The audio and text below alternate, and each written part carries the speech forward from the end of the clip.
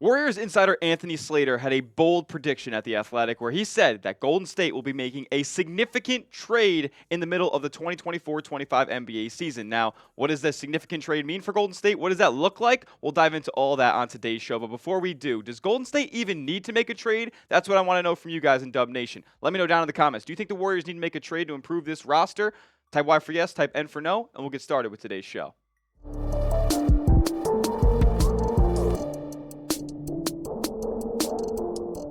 What's going on, Dub Nation? You're watching Warriors Today by Chat Sports. I am your host, Tyler Smith, and on today's show, Warriors insider Anthony Slater of The Athletic, his bold prediction. All the Athletic writers were polled which teams, for each team that they cover, what's your bold prediction for the 2024-25 NBA season? Anthony Slater said that the Golden State Warriors will make a, quote, significant trade. What does that mean? We'll let Anthony Slater discuss. Here's what he had to say. In a slightly upgraded form, the Warriors have the same problem as a season ago. They have plenty of rotation-level NBA talent, but not enough top-end scoring or creation next to Stephen Curry. I imagine they'll win enough games to stay in the playoff mix, tick off a couple of capable players who are buried in the rotation, and then, since January or February nears, or once January or February nears, find a consolidation trade that better balances the roster and rotation.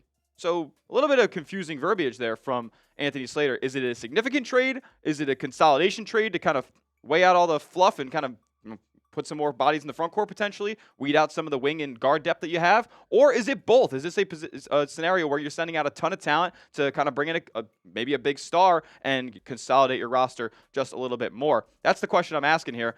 How does Golden State even make a significant trade? They're going to have to part with some maybe young talent that they wouldn't want to part with previously all summer long. What did we talk about? They didn't want to give up Jonathan Kuminga. They didn't want to give up Brandon Pajemski for their two trade targets, Paul George and Lauri Markkanen. That ended up biting them in the butt when those two teams said, we don't even want to play ball with you because you're not making any serious offers, not giving us, not making it worth our time to even discuss a trade when you're not discussing Jonathan Kuminga or Brandon Pajemski. But Anthony Slater said that Jonathan Kuminga could be an intriguing trade piece. Another aspect to watch is Jonathan Kuminga's contract talks. If he extends in October, collective bargaining agreement rules make it nearly impossible to trade him until next summer. If he doesn't, is his current guess that they will not reach a contract extension, he remains an obvious and appealing trade piece. Now, we know that the NBA season is just 4 days away. The deadline to extend is basically just 3 days away. Will a deal get done before that? I'm not so sure. It's one of those situations where Jonathan Kuminga, yeah, we're seeing this improvement in the preseason, but is he worth all that money that he's commanding, that his agency is commanding? There seems to be a little bit of a disconnect between the two, so it doesn't look like a deal is going to get done anytime soon. So, with that being said, I'm going to ask you guys on our pinned comment on today's video, would you trade Jonathan Kuminga for the right price? Is he untouchable to you guys? Let me know down in the comments section. YouTube might throw you a little ad break right here, so go down, answer our question on whether or not you would trade Jonathan Kuminga for the right price by typing T for trade or K for keep. Listen, I like Jonathan Kuminga. I like him a lot. He's improving, and I think he's one of the most intriguing young players in this league. He's a human highlight film. He can't teach the athleticism that he has.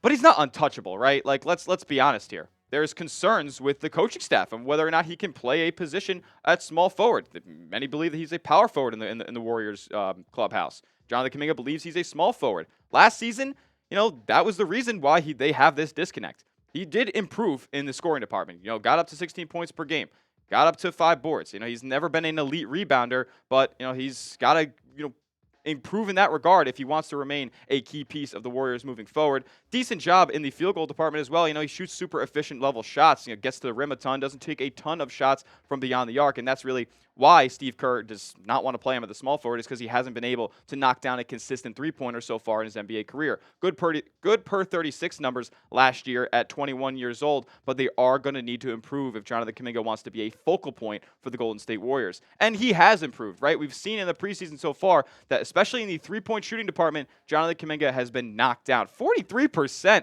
on 4 attempts a game. I mean, the guy's only playing like 18, 19 minutes a game in the preseason, and he's taken four threes a night, hitting half of them. More than half of them. I cannot be more impressed with the improvements that Jonathan Kuminga has made in the shooting department this summer. Off the catch, he's getting them off the dribble as well. Running out in transition, catching him on the wing and putting that shot up quick.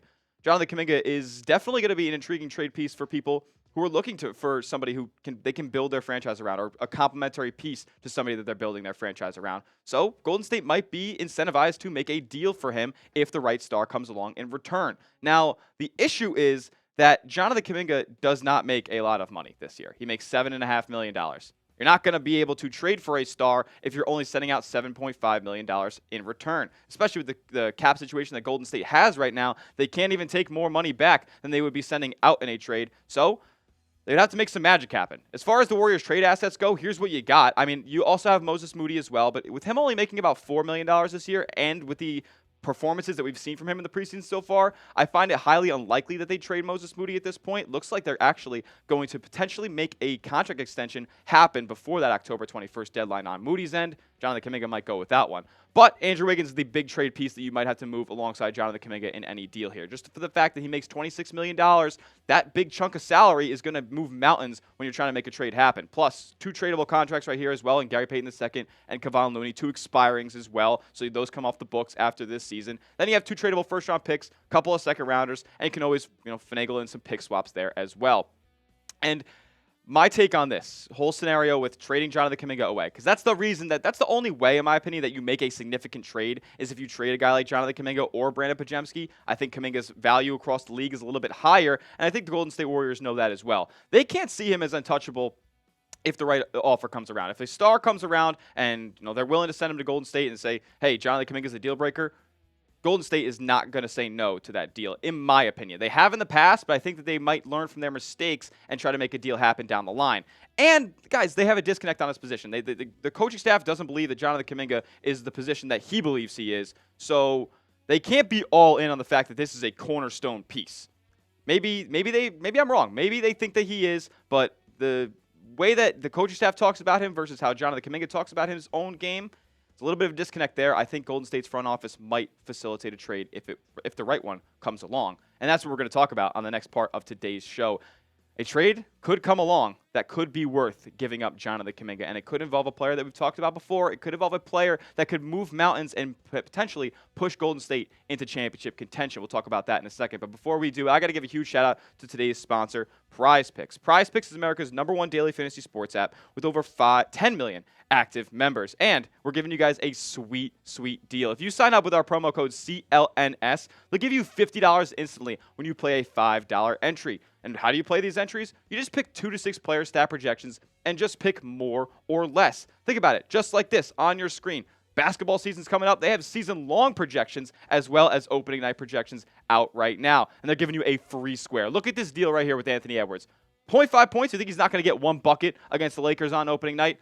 They're giving you free money on PrizePicks. Take the more on Anthony Edwards half. That deal's open until opening night comes, so capitalize while you can. Stephen Curry, season-long projections. So basically just juicing up a 2-player entry right here with a free pick from Anthony Edwards. Give me Stephen Curry more than 26.5 points per game. Got a lot of weight on those shoulders offensively for Golden State. He's going to need to get buckets. And then Luka Doncic, you're telling me he's not going to get 2 50-point games this year? The guy is unbelievable, and he's only getting better. Give me more than 1.5 50-point outings for Luka Doncic. You can tail my picks. You can fade my picks. Just make sure you go and do it at PrizePicks. Download the PrizePicks app. Use our code CLNS and get $50 instantly when you play a $5 entry. You don't even have to win to receive the $50. It's guaranteed. PrizePicks. Run your game.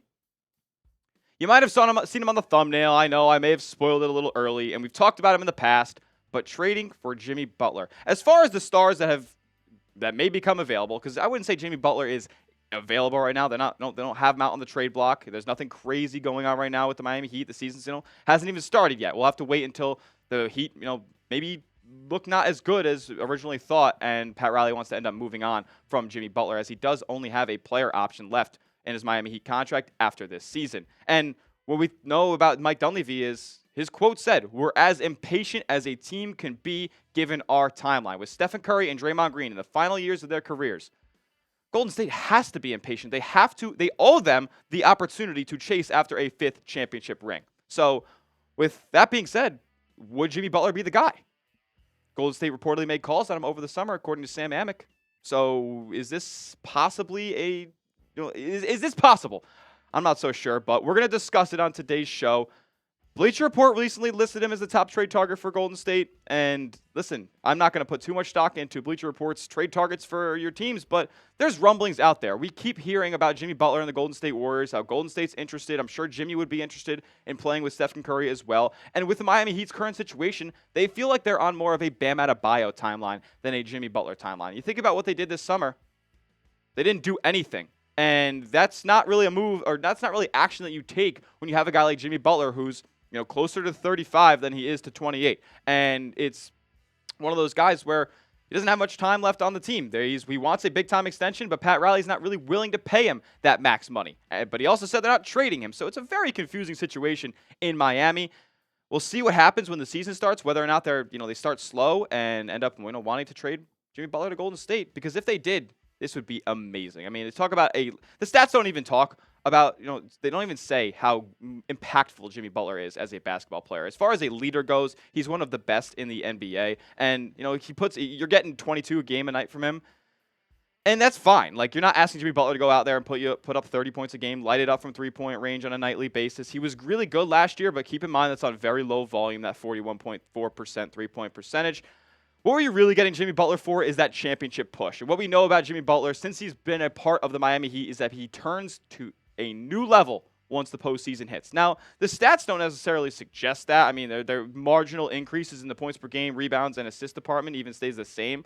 And the efficiencies go down as well. But that's because Jimmy Butler is taking more high leverage, high difficulty shots in the playoffs, a lot more jump shooting volume for Jimmy Butler in the postseason than relative to the regular season. He kind of coasts through the first 82 games, and then once the postseason starts, he turns into this absolute sniper, and you can see that based on his three-point percentage increasing there. Now, who is Jimmy Butler, and what would he bring to this Warriors roster? It's just another guy who can put the ball on the floor, initiate offense, get buckets out of the post, and really just affect the offense in so many different ways. He's one of the best ISO players in the NBA and does it at the highest frequency. Now, is that necessarily something that the Golden State Warriors offense thrives on, is to straight pound the rock and ISO? No, but when you're in a jam and you need to get a shot off, Jimmy Butler is a guy that you can go to and rely on in those scenarios. Jason Timpt of The Volume even talked about the fit with himself alongside, or not himself, but Jimmy Butler alongside Steph Curry. He said you're going to dump the ball in the post to Jimmy, and you're going to run split actions with Steph, running off-ball screens, with Jimmy in the post as a scoring threat. And then he said just having Jimmy in two-man game with Steph, because Jimmy's going to be guarded by bigger forwards. Steph's going to be guarded by a quicker guard. You can switch those two. Jimmy can attack the guard in the post, and Steph can attack bigger forwards in space. It would just create total mismatches in a two-man game for Golden State, having Jimmy Butler and Stephen Curry on the floor together. Tim even talked about how Jimmy Butler could be a souped-up version of Andre Iguodala with his ability to play make and his ability to lead and really be a pest on defense, guarding the other team's best scoring wing. Listen, I think the fit is fantastic in Golden State for Jimmy Butler. The only thing that we're talking about here is, can a deal get done? Is a deal possible? How could a deal be worked out? We talked about the trade assets before for Golden State. It's going to take a lot of money. Jimmy Butler has a fat contract on the bill right now, $48.8 million, and then a $52 million player option next year. Now, he probably would decline that player option next year if a trade were to happen in Golden State. They would rework a new deal, probably 2 years after this. 25-26 and 26-27 is what Jimmy Butler would be under contract with the Golden State Warriors, if I had to guess. So you have to make up $48.8 million in a trade, and that's going to take a lot of bodies to make up for Golden State. If you look at what we have here on this trade idea, giving up Jonathan Kuminga. That's why we're doing this second half of the video, because if the Warriors want us to make a significant trade, they're going to have to trade Jonathan Kuminga. Who's a significant trade target? Jimmy Butler. Jimmy Butler is going to have to come to Golden State if you're giving up Jonathan Kuminga. Andrew Wiggins on the deal as well. Like I said, that's a ton of money, but also Andrew Wiggins is being placed in a position where Golden State wants him to be the number 2 scoring option. They want him to be 20-point-per-game guy. So Andrew Wiggins could actually retain some value here as the season goes on. I'd be a little weary about giving Andrew Wiggins away too early on the season before he builds himself back up. And then Kevon Looney and Gary Payton as well as some first-round picks. Would you guys make this trade? I know it's a lot. It's Golden State mortgaging their future, but it's one of those situations where you can potentially give Stephen Curry an opportunity at a 5th championship ring. I feel like you owe it to him. I feel like you owe it to Draymond. I would hit accept on this trade. Let me know what you guys think down in the comments. Type A for accept. Type D for decline. And that'll do it on today's edition of Golden State Warriors Today. I just made this Twitter, by the way. If you didn't watch yesterday's video, I'm on Twitter. I'm sharing more Golden State Warriors content on there. Anything that breaks for your Golden State Warriors, that's where you're going to find out about it first. So hit me up over there. Give me a follow, Smitty@CS. And as always, subscribe to Warriors Today. We're bringing you coverage like nobody else on YouTube all season long. Trade rumors, news, updates, injuries, the whole works. You're going to find it right here at Warriors Today. YouTube.com/WarriorsTV. We'll see you in the next one. Let's go Dubs.